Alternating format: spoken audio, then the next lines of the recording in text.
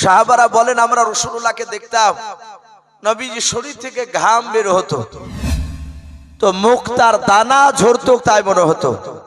সাহাবারা অনেক সময় শিশিতে আপনার ভরে রাখতো ঘামকে, আতরের মতো বাপটি ব্যবহার করত। আল্লাহ রসুলের এত বরকত গোটা শরীর খানাও। সাহাবারা বলছেন এক যুগ ধরে ময়দানে গিয়েছে, আমাদের চামড়ার মুশুকে পানি নেই। নবীকে বললাম হুজুর ওই মরুভূমির ময়দানে কোথাও পানি পেলাম না। বিশ্বনবী বলেন পানি পেলে না? বলে না।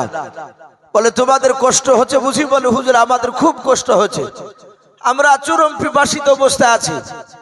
আল্লাহ রসুল এইভাবে হাতখানা এভাবে ষাট করলে, ষাট করে বলেন সাহাবারা এসো, আমি তোমাদের রসুল, আমার এই হাতের ভিতর থেকে পানি বেরোবে, সে পানি তোমরা নিয়ে পান করবা। আল্লাহ রসুল এইভাবে চামড়ার মুশুকের উপর হাত দিলে সাহাবারা বলছেন খোদার কসম করে বলে আমরা দেখলাম নবীজির দুই আঙ্গুলের ফাঁক দিয়ে ঝরঝর করে পানি ঝরতে লাগলো। বলুন আলহামদুলিল্লাহ।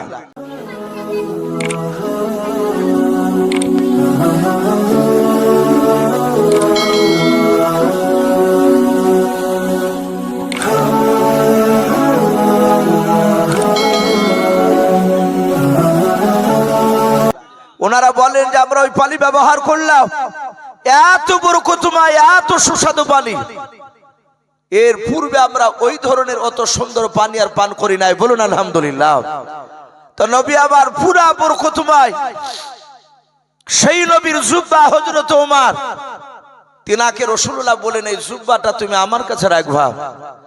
আমরা আরো জীবনী পড়েছি রাসূলুল্লাহর বাপজি অর্ধাঙ্গিনী বিবি খাদিজাতুল কুবরা রাদিয়াল্লাহু তাআলা আনহা, ওনার জীবনে আপনারা অনেকে শুনেছেন, যার ব্যাপারে বলা হয়েছে বিশ্ব মহান রব্বুল আলামিন এই খাদিজাতুল কুবরাকে আল্লাহ রব্বুল আলামিন জিবরিলের মারফতে সালাম পাঠিয়েছিলেন। বলুন আলহামদুলিল্লাহ। যেই মেয়েটাকে বাপজি স্বয়ং আল্লাহ সালাম পাঠায় সেই মেয়েটা জাহান্নামে যেতে পারে? কথা বলে। এবং নবী আমার দুনিয়ার বুকে 10 জন বাপজি আপনার নারী আর পুরুষকে মিলে রাসূল জিন্দা অবস্থায় 10 জন নারী আর পুরুষের নাম রাসূলুল্লাহ জান্নাতের খুশখবরি শুনিয়ে দিয়েছিলেন। এই তার মধ্যে খাদিজাতুল কুবরা উনি একজন। কিতাবে লিখেছে খাদিজাতুল কুবরা সামান্য এক টুকরা ছিটের জন্য বাপজি রাসূলুল্লাহর কাছে কেঁদেছিলেন।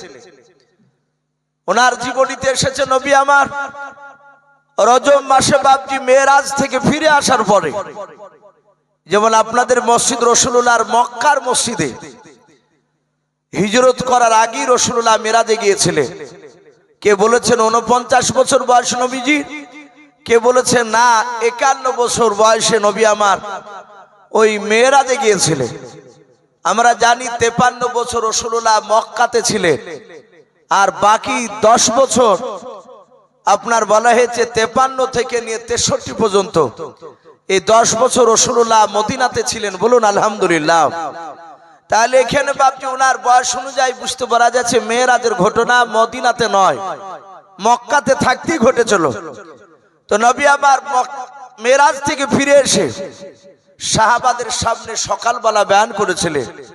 সাহাবাদের কাছ থেকে আলোচনা করে রাসূলুল্লাহ সুজা তার বিবি অর্ধাঙ্গিনী খাদিজাতুল কুবরার কাছে গেলেন। যে খাদিজাকে ডাক দিয়ে বলেন খাদিজা শোনো। খাদিজা ছুটে আসেন, বলে হুজুর বলুন। বলে আমি গত রাত্রিতে আমি আরশে আজিমে গিয়েছিলাম আল্লাহর সাথে দেখা করতে। আমি ওখানে যাওয়ার পর আমি জান্নাত জাহান্নাম সব দেখে এসেছি।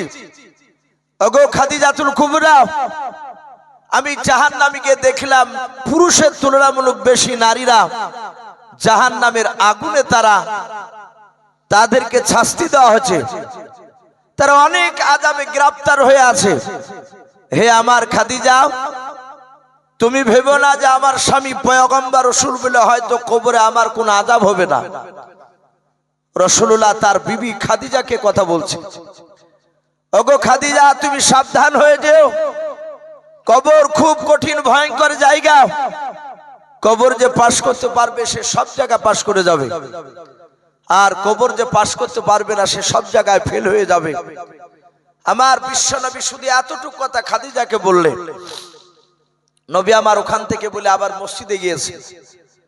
আর ওই সময় খাদিজাতুল কুবরা রাদিয়াল্লাহু তাআলা আনহা ঘর থেকে বাপজি বেরিয়ে উঠোনের উপর বসে, খাদিজা হঠাৎ করে বাপজি চুপচাপ বসে থেকে কিছুক্ষণ পর তিনি হাউমা করে চিৎকার করে কেঁদে উঠলেন। আল্লাহ রসুলের কলিজার টুকরা বিটি মা ফাতেমাতুজ জোহরা রাদিয়াল্লাহু তাআলা আনহা, তিনি ঘরে ছিলেন রাসূলুল্লাহর বিবি খাদিজাতুল কুবরা। কান্নার আওয়াজ ফাতেমাতুজ জোহরা শুনতে পেয়ে ঘর থেকে বাপজি সোজা বেরিয়ে এসে মার কাছে ছুটে আসলেন।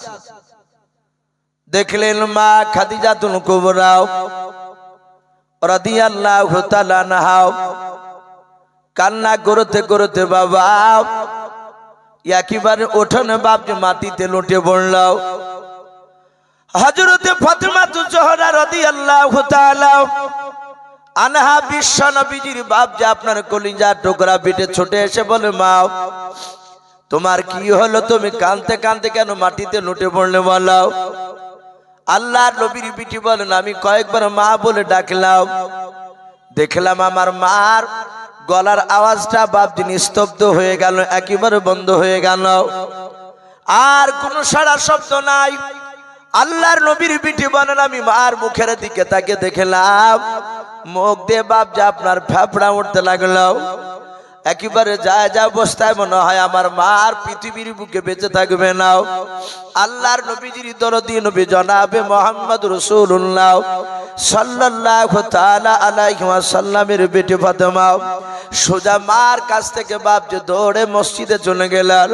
ফাতেমা জানতেন কলমার দাঁত না দিতে গেলে আমার আব্বা অযথা কোনো বাজার বাপজি বসে আড্ডা ঠকতেন না, মসজিদে বাপজি বেশি বেশি করে সময় কাটাতেন। আল্লাহ রসুলের বিটি সোজা মসজিদে আসার পর আল্লাহর নবীর বিটি বাপজি মসজিদে বাপজি দরজায় পা দিয়েও উনি সালাম দিলেন এবং মসজিদের দরজায় ঢোকার যে আমরা অনেকে দোয়া জানি, আল্লাহুম্মা ফতাহনি আবওয়াবা রহমাতিকা বলে বাপজি ডান পাটা নিয়ে প্রবেশ করে বাবা মসজিদের দরজা থেকে নিজের আব্বাকে ডেকে বলেন, ওগো আব্বা তাড়াতাড়ি আপনি নামাজটা সমাপ্ত করান। আল্লাহর নবীজির বাপজি কানে ফাতেমাতুজ জোহরার কান্নার আওয়াজ চলে গিয়েছে। আল্লাহর দরদি নবী আমার তাড়াতাড়ি বাপজি ডান দিকে বাম দিকে সালাম ফিরলেন। আমার বিশ্ব নবী ডান দিকে বাম দিকে সালাম ফিরার পর হযরত ফাতেমাকে ডাক দিয়ে বলে, ফাতেমা রে কি ব্যাপার, তুমি আমাকে ডাকলে কেন? বলো। বলে, আব্বা আমার মনে হয় এখন আর মা বেঁচে নাই, আপনি তাড়াতাড়ি চলুন। আমি মাকে দেখলাম আগিনাতে কান্না করতে করতে, উঠোনে কান্না করতে করতে মা বেহুশে মাটিতে পড়ে গিয়েছে গো আব্বা। আমি কয়েকবার মা মা করে ডাকলাম, মা আমার ডাকে শোনা দেয় না। আল্লাহর নবী দরদি নবী আমার সোজা দৌড়ে চলে গেলেন। যাওয়ার পর বিশ্ব নবীজি ঠান্ডা পানি নিয়ে এসে বরকতের হাত দিয়ে খাদিজার চেহারাতে ছিটা মারলেন। খাদিজার ঘুমটা নয় বাপজি জ্ঞান থেকে যখন আপনার জ্ঞান ফিরল, যখন আপনার হোশ ফিরল খাদিজার, আল্লাহর নবী বলেন, খাদিজা তোমার কি হয়েছে তুমি তাড়াতাড়ি বলো। খাদিজাতুল কুবরা রাদিয়াল্লাহু তাআলা আনহা ডাক দিয়ে বলছেন, ওগো প্রাণের স্বামী আমার কিছু হয় নাই। আল্লাহর নবী বলেন, খাদিজা তুমি কান্না করো না, তাড়াতাড়ি বলো তোমার কি হয়েছে বলো। হযরতে খাদিজা বিশ্ব নবীর হাত দুখানা জড়ে ধরে আল্লাহর নবীর কাছে বাপজি আরো হাওমা করে কেঁদে উঠলেন। আল্লাহর নবী বলেন, খাদিজা তুমি কান্না করো না, আমি পয়গম্বর রাসূল চলে এসেছি। বলো বলো খাদিজা তোমার কি হয়েছে, কেন কাঁদতে কাঁদতে বেহুশ হয়েছিল বলো। খাদিজাতুল কুবরা রাদিয়াল্লাহু তাআলা আনহা ডাক দিয়ে বলছেন, নবী ওই কবরে চিন্তা করতে করতে আমি বেহুশ হয়ে গিয়েছিলাম। আল্লাহর নবী বলেন, খাদিজা কেন তুমি চিন্তা করেছিলে তাড়াতাড়ি বলো। খাদিজা ডাক দিয়ে বলো, হুজুর আমার আপনার আগে যদি ইন্তেকাল হয়ে যায় কি করবেন আপনি বলেন। আমার বিশ্ব নবী বলেন, ওরে খাদিজা শুনে নাও, আমার আগে যে তোমার ইন্তেকাল হবে এটা আমি জানি না, আমি বলতে পারবো না। ওরে খাদিজা তোমার আগে আমারও ইন্তেকাল হয়ে যেতে পারে। খাদিজাতুল কুবরা ডাক দিয়ে বলো, হুজুর যদি আপনার আগে যদি আমার ইন্তেকাল হয়ে যায় আপনি কি করবেন বলেন? আল্লাহর নবীজি বলেন, খাদিজা অন্য অন্য মেয়েদেরকে যেভাবে দাফন করা হয় খাদিজা ওইভাবে তোমাকেও দাফন করে দেব। আল্লাহ রাসূলের বিবি ডাক দিয়ে খাদিজা বলে, রাসূল আপনার জীবদ্দশায় আমার কিছু হয়ে গেলে আপনি ছুটে এসে আমার পাশে দাঁড়াল। ওগো আল্লাহর নবী, যে আপনার আগে যদি আমার ইন্তেকাল হয়ে যায় আপনি যা আমাকে দাফন করবেন বলে? হ্যাঁ। নবী গো কবরের আপনার মুখ থেকে শুনেছে। আল্লাহর নবীকে ডাক দিয়ে খাদিজা বলে, হুজুর আপনি বলেছেন মানুষকে কবরে দাফন করার পর প্রথম নাম্বার যে একজন ফেরেশতা আসবে তার নাম হাদিসে পাওয়া যায় হযরত রুম্মান আলাইহিস সালাম।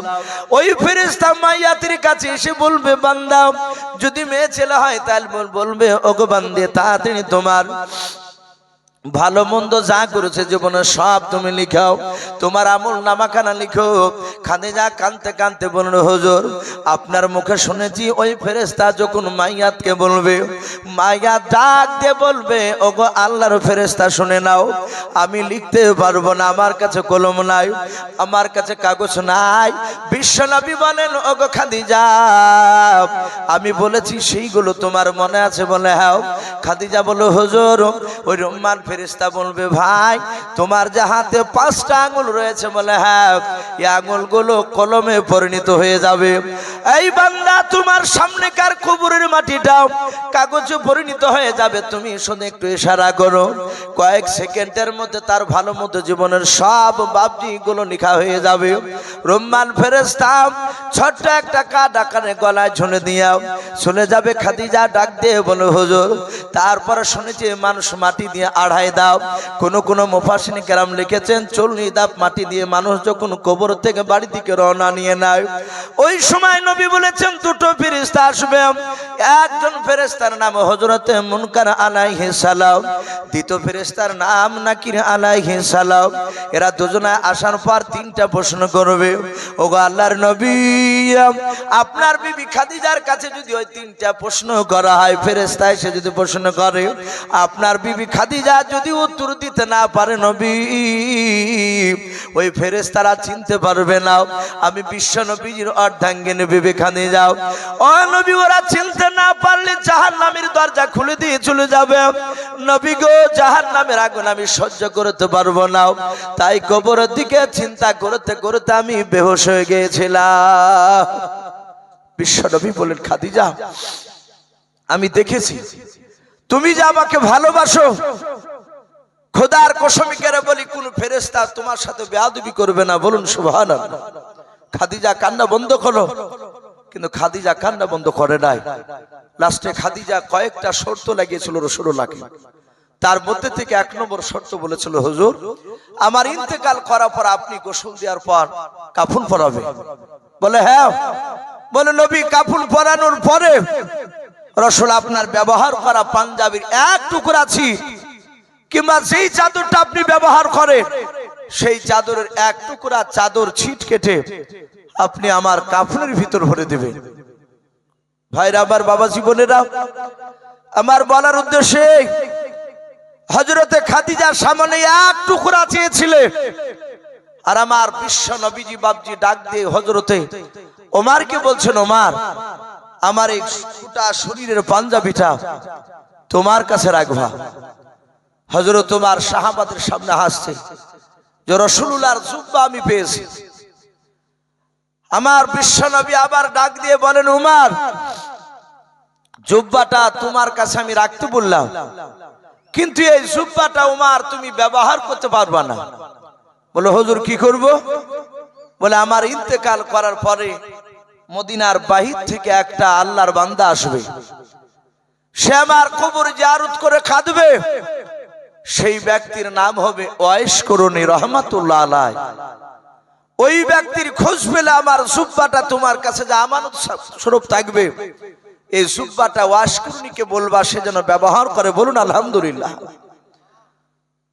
আমার বিশ্ব নবী বলেন, ওমর ওয়াইস করুনির কাছে একটু দোয়া নেবা। আমরা জানি ওয়াইস করুনি আর উমর ফারুক বাপজি এক নয়। ওয়াইস করুনি উনি একজন আল্লাহর ওলি ছিলেন, রাসূলুল্লাহকে চামড়ার চোখে বাস্তবে তিনি দেখেন নাই, কিন্তু ওনার জীবনীতে এসেছে নবীজির জীবদ্দশায় ওয়াশকুরুনি বেঁচে ছিলেন। তাহলে ওয়াশকুরুনি বাপজি রাসূলুল্লাহর সাহাবার উমারের কাছ থেকে জুব্বা বাজে কেন? উলামায়ে কেরাম লিখেছেন ওয়াশকুরুনি তার বাপ মার খিদমত করার কারণে আল্লাহ তার মাকাম মর্যাদা এত উঁচু করে দিয়েছে যে রাসূলুল্লাহর জুব্বার ইশারা পেয়েছে। বলুন আলহামদুলিল্লাহ। এত বাপ মাকে খিদমত করেছিলেন। আজ তো খিদমত করাটা আস্তে আস্তে বাপজি সন্তানের পক্ষে বাপের জন্য একেবারে হারামের কাছাকাছি হয়ে যাচ্ছে। অনেক যারা টাকা পয়সাওয়ালা লোক তারা তো বাপ মার খিদমত থেকে একেবারে বঞ্চিত হয়ে যাচ্ছে। কিছু মনে করবেন না, টাকা হয়ে গেলি বলছে আর গ্রামে থাকলে ছেলে মেয়ে মানুষ করা যাবে না বলে শহরে চলে যাচ্ছে বাজারে। আর বাজারে যখন আইয়ুহাল্লাযীনা আমানুস্তাঈনু বিস-সাবরি ওয়াস-সালাহ ইন্নাল্লাহা মা'আস-সাবিরিন। وقال الله تبارك وتعالى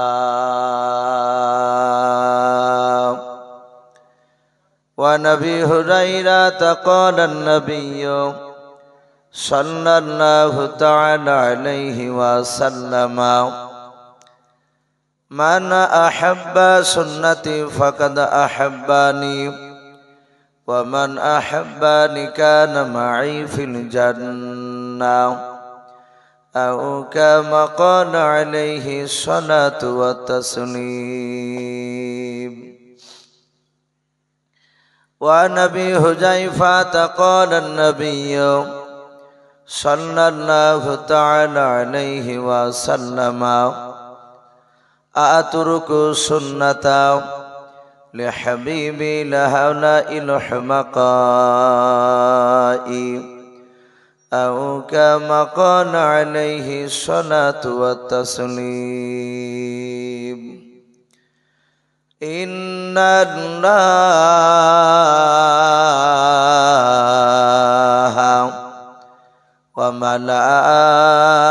وملائكته يصلون على النبي يا أيها الذين آمنوا صلوا عليه وسلموا تسليما. محبت সবাই দরুদ পড়ুন। আল্লাহুম্মা সাল্লি আলা মুহাম্মাদিন ওয়া আলা আলি মুহাম্মাদ কামা সাল্লাইতা আলা ইব্রাহিম ওয়া আলা আলি ইব্রাহিম ইন্নাকা হামিদুম মাজিদ.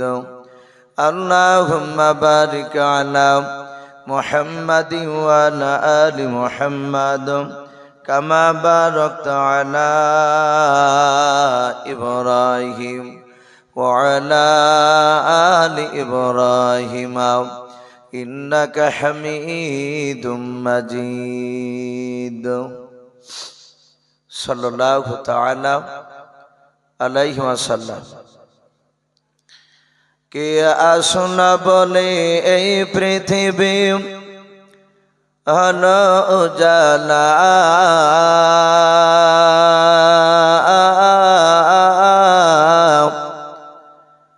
কে গাইল এসে সামের গারু শূন্য কাফেলা,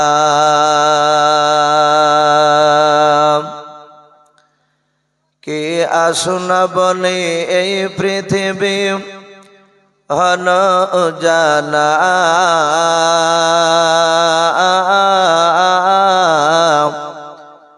কে গাইল এসে সামের গারু শূন্য কাফেলা।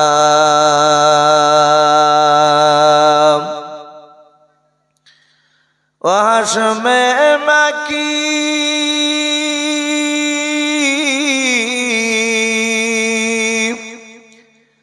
ওয়াসমে মাকি মাদানি শাহে মদিনা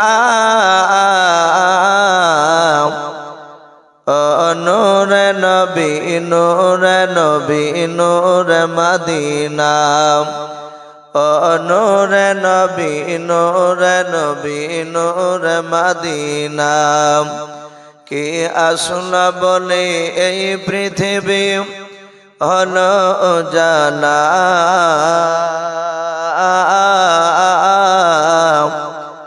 কে গাইল এসে সাম্যের গারু শূন্য কাফেলা হযরতে উমর করতে কতল নবীর দারে যায়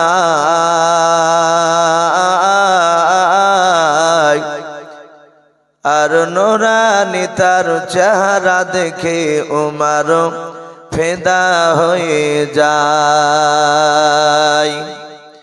হযরতে উমর করতে কতল নবীর দারে যায়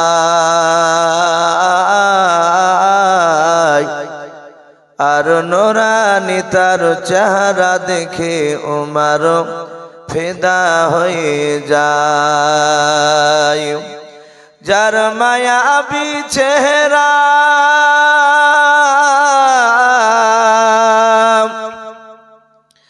যার মায়াবী চেহারা দেখে উমর হয়ে যায় নবীর দিবানা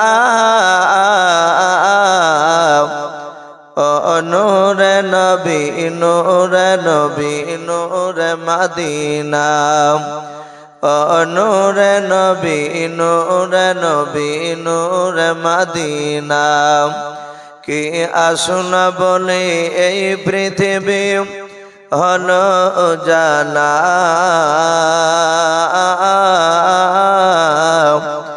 কে গাইল এসে সাম্যের গানু শূন্য কাফেলা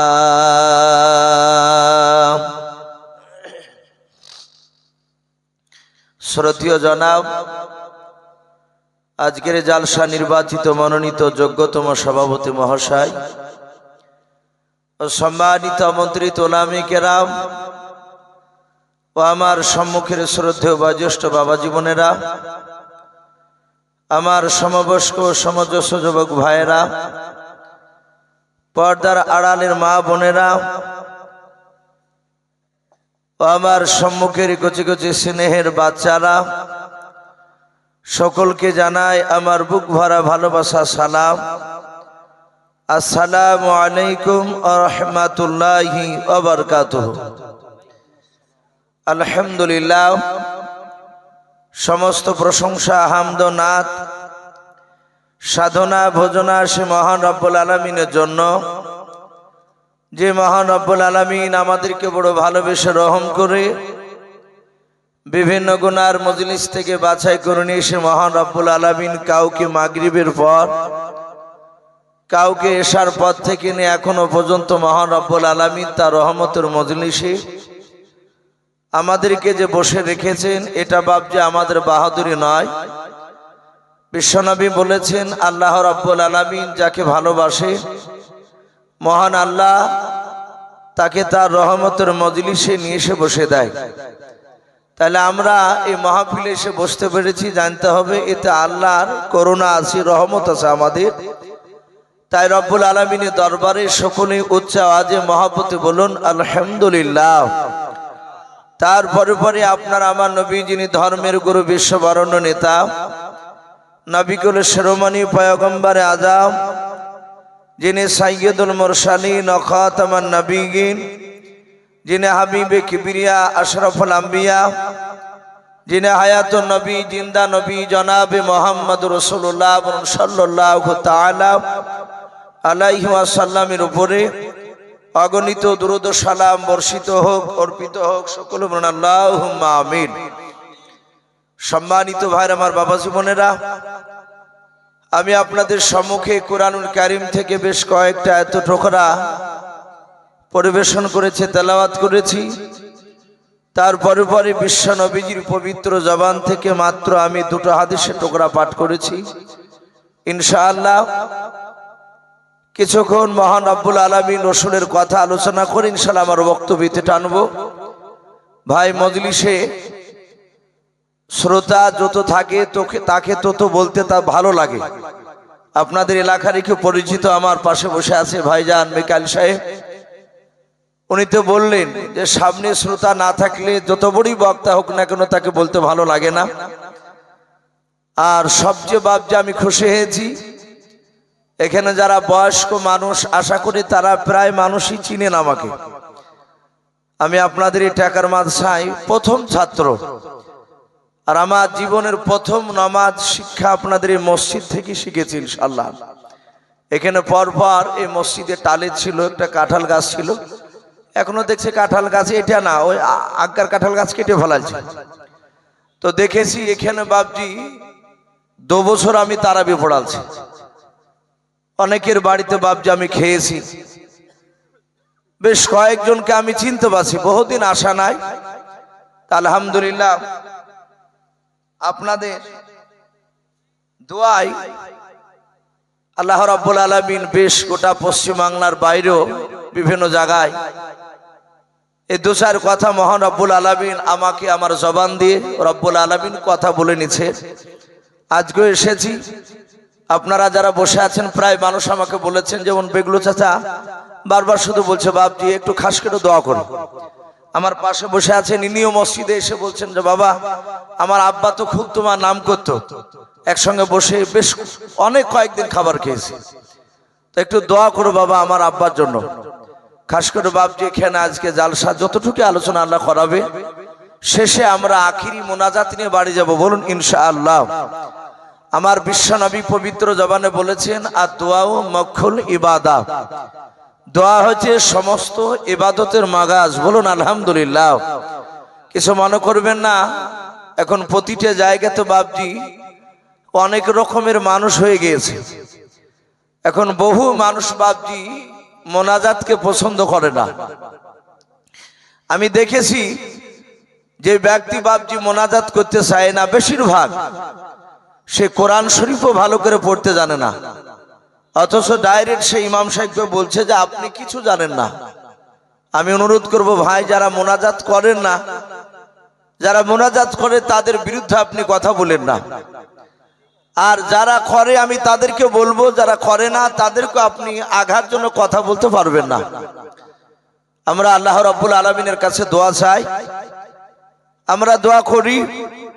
আমরা সকলেই জানি সারা পৃথিবীর শ্রেষ্ঠ নবী জনাবে মুহাম্মদ রাসূলুল্লাহ সাল্লাল্লাহু তাআলা আলাইহি ওয়াসাল্লাম, এই বিশ্ব নবী আমাদের সকলে জানা আছে। নবী আমার দুনিয়ার বুকে টোটাল 63 বছর বেঁচে ছিলেন, বলুন আলহামদুলিল্লাহ। মাত্র 63 বছর। এই 63 বছরের জিন্দেগির মধ্যে বিশ্ব নবী আমার মৃত্যুর আগে বিশ্ব নবীর জীবনীতে পাওয়া যায় রসুল 13 দিন বাপজি আপনার মাথা যন্ত্রণায় কাতর হয়ে বিছানাগত হয়ে পড়েছিলেন। কজন বললাম ভাই? 13 দিন। এই 13 দিন বিশ্ব নবী আমার এক নাই দুই নাই রসুলের জীবনীতে লিখেছে, নবী জিন্দা অবস্থায় নবী আমার মসজিদে নববীতে ইমাম হয়ে সাহাবাদেরকে নামাজ পড়াতে পারেননি। কত ওয়াক্তের মনে আছে ভাই আপনাদের কারো? নবী ক ওয়াক্তের ফরজ নামাজ ইমামতি করতে পারেননি। অনেকে হয়তো শুনেছেন, মনে নেই। বিশ্বনবী টোটাল মৃত্যুর আগে 17 ওয়াক্তের ফরজ নামাজের রাসূলুল্লাহ ইমামতি করতে পারেননি। যেমন ফজরের নামাজ 1 ওয়াক্ত, জোহর 2 ওয়াক্ত, আসর 3 ওয়াক্ত, এইভাবে নবী মৃত্যুর আগে টোটাল 17 ওয়াক্তের ফরজ নামাজের ইমামতি করতে পারেনি। এই 17 ওয়াক্তের নামাজের ইমামতি কে করেছিলেন? কিতাবে লিখেছে সারা পৃথিবীর শ্রেষ্ঠ রাসূলুল্লাহর বাপজি বন্ধু, খুব জানের সাথে, তিনার নাম হযরতে আবু বকর সিদ্দিক রাদিয়াল্লাহু তাআলা আনহু। আমরা সকলেই জানি যে রসুলের বাড়ি বাপজি মসজিদে নববী থেকে আমার রহমতের নবীর বাড়ি আর মসজিদে নববীর একটাই দেওয়াল ছিল। যারা হাজিরা হজ করতে গিয়েছেন তারা আশা করে দেখেছে রসুলের ঘরের দরজা খুললি মসজিদে নববীতে পা পড়তো। তো সেইখানে আমার বিশ্ব নবীর সাহাবায়ে কেরাম তারা নামাজের টাইমের দিকে লক্ষ্য করে তারা কাতার বেঁধে বসে যেতে, একদম সামনেকার কাতার থেকে নিয়ে তারা কেউ কথা বলতেন না। সাহাবারা জানতেন বিশ্বনবী বলেছেন মসজিদে গিয়ে দুনিয়াদারি কথা বলা যাবে না।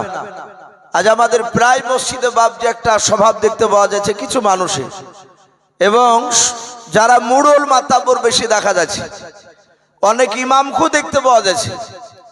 মসজিদে বাবজি আজান হলো জোহরে 1টায়, 1:30টায় কিংবা 25-এ জামাত হবে। দেখা গেল 10-এ এসে নামাজ 4 রাকাত সুন্নাত পড়ে মসজিদের বারান্দাতে বাবজি বসে ইমাম মুসল্লি গল্প শুরু হয়ে যায়। অনেক লোক মসজিদে গিয়ে নামাজ পড়তে গিয়ে তাদের কষ্ট হয়। এগুলো প্রায় মসজিদে বাবজি এই রোগ দেখতে পাওয়া যাচ্ছে। কিন্তু সাহাবারা এইভাবে বারান্দাতে গল্প করতেন না। তারা জানতেন বিশ্বনবী বলেছেন যে আগে গিয়ে নামাজে মসজিদে বসতে পারবে তার একটা উট দান করার সমান সব পেয়ে যাবে। বলুন আলহামদুলিল্লাহ। এ নেকি নেওয়ার জন্য বাবজি প্রতিটা সাহাবারা ছুটে গিয়ে বসতে। সাহাবায়ে কেরাম সকলেই বসে আছেন, রাসূলুল্লাহর বন্ধু আবু বকর বসে আছে। সাহাবারা লক্ষ্য করছেন যে এই টাইমে নামাজ পড়ান আসরের, কিন্তু রাসূল কেন আসেন না? জামাতের যে টাইম সেটা বাবজি পার হতে চলেছে। হযরতে আবু বকর সিদ্দিক রাদিয়াল্লাহু তাআলা আনহু রাসূলুল্লাহর হুজরা খানার দিকে দরজার দিকে তাকাচ্ছেন, দরজা কেন খুলে আসছে না? আল্লাহ রাসূলের সাহাবা আবু বকর সিদ্দিক রাদিয়াল্লাহু তাআলা আনহু ওমর ফারুক রাদিয়াল্লাহু তাআলা আনহুকে ডাক দিয়ে বললেন, ওগো আমার বন্ধু আমার বিশ্ব নবী কেন ঘর থেকে বেরোয় নাও? আল্লাহ রাসূলের সাহাবারা মসজিদে নববীর বাবজি না বিশ্ব নবীজির ঘরের দরজার কাছে গিয়ে আল্লাহর নবীজির দরজার কাছে গিয়ে সালাম দিলেন, আসসালামু আলাইকা ইয়া রাসূলুল্লাহ ইয়া হাবিবাল্লাহ। আল্লাহর নবীজি সালামের বাবজি উত্তর আস্তে করে দিলেন। আল্লাহর নবী বলেন, ওরে সাহাবা তোমরা সবাই মিলে ঘর ভিতরে প্রবেশ করো।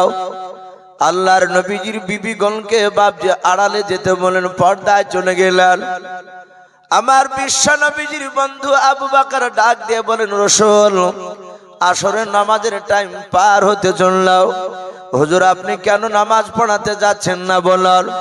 আল্লাহর নবী বলেন, আবু বকর আমার মাথার যন্ত্রণা বেশি হয়েছে রে আবু বকর, আমি এখন জামাতে নামাজ পড়াতে পারবো না। হযরত উসমান গনি রাদিয়াল্লাহু তাআলা আনহু ডাক দিয়ে বলেন, হুজুর আপনি যেতে পারবেন না? বলে না।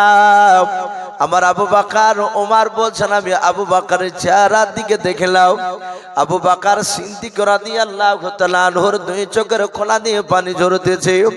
আমার আবু বকর বিশ্বনবীর সবচেয়ে দামি সাহাবা। আবু বকর বুঝতে পেরেছেন আল্লাহর নবী বলেছেন আমি আসরের নামাজের ইমামতি করতে পারবো না। হযরতে আবু বকর হাউমা করে কান্না করতে লাগলেন। ওমর ডাক দিয়ে বলছেন, আবু বকর তুমি কেন কান্না করেছো বলো? আবু বকর বলেন, ভাই ওমর আমার মনে হয় বিশ্ব নবী আর কোনোদিন ইমাম হতে পারবেন না। আবু বকর বুঝতে পেরেছেন আল্লাহর নবীজির সাহাবা। ওমর ডাক দিয়ে বলেন, হুজুর কে ইমামতি করবে একটু ইমামের নামটা বলে দাও। নবী আমার বিছানায় শুয়ে শুয়ে আল্লাহর নবী বলেন, আবু বকর আসরের নামাজের ইমামতি করবে। হযরত ওমর বিশ্ব নবীর কাছে হাত দুখানা জোড় করে বলেন, হুজুর বেয়াদবি হলে মাফ করবেন। ও নবীজি দেখেছি হযরত আবু বকরের দিলটা খুবই নরম। ওগো নবী আমার আবু বকর যদি ইমাম হয়ে দাঁড়িয়ে যায় সিজদায় গিয়ে হয়তো বেহুশ হয়ে যেতে পারে।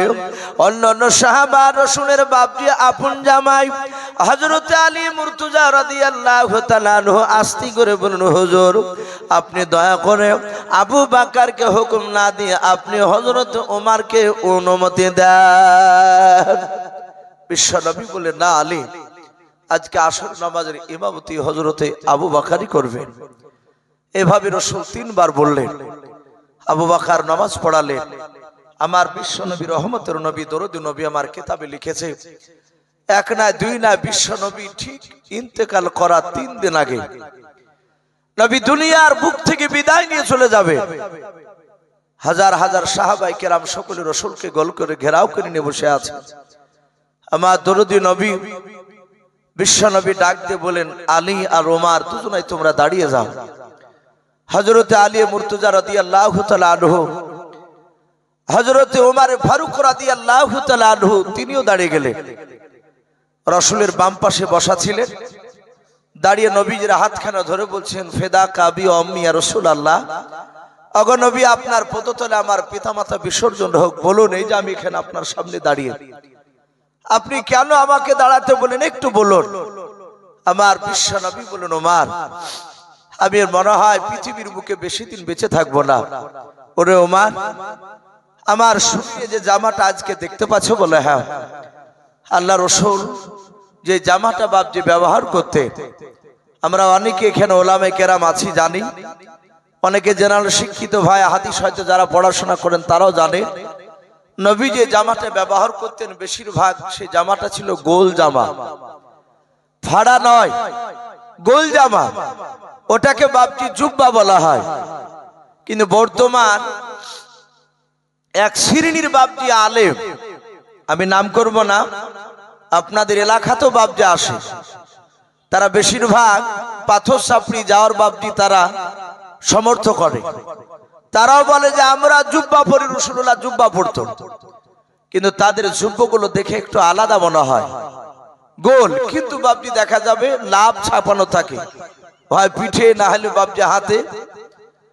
তা আল্লাহ রাসূল বাপজি ওই লাভ ছাপানো জুব্বা ব্যবহার করতেন না, কিন্তু জুব্বা গোল জামা ব্যবহার করতে। হ্যাঁ, তাই বলে কি ফাড়া জামা কাটা জামা জায়েজ নাই? নবী কাটা জামাও মাঝে মাঝে পরতেন, কিন্তু বেশিরভাগ রাসূলুল্লাহ গোল জামা ব্যবহার করতেন। তো নবী বলেন, ওমর আমি ইন্তেকাল করার পরে আজকে যে জুব্বাটা জামাটা আমার দেখতে পাচ্ছ শরীরে, এই জুব্বাটা আমার ইন্তেকাল করার পর তোমার কাছে আমানত স্বরূপ রাখবা, বলুন আলহামদুলিল্লাহ। হযরত ওমর ফারুক রাদিয়াল্লাহু তাআলা আনহু তিনি বিরাট আনন্দিত যে আমার বিশ্ব নবীজির জুব্বা আমি পেয়েছি। সাহাবারা রাসূলুল্লাহর পা থেকে মাথা পর্যন্ত তারা নিজ চোখে দেখেছিলেন। হাদিসে এসেছে নবীর পা থেকে মাথা পর্যন্ত গোটা শরীরখানা বরকতময় ছিল, বলুন আলহামদুলিল্লাহ।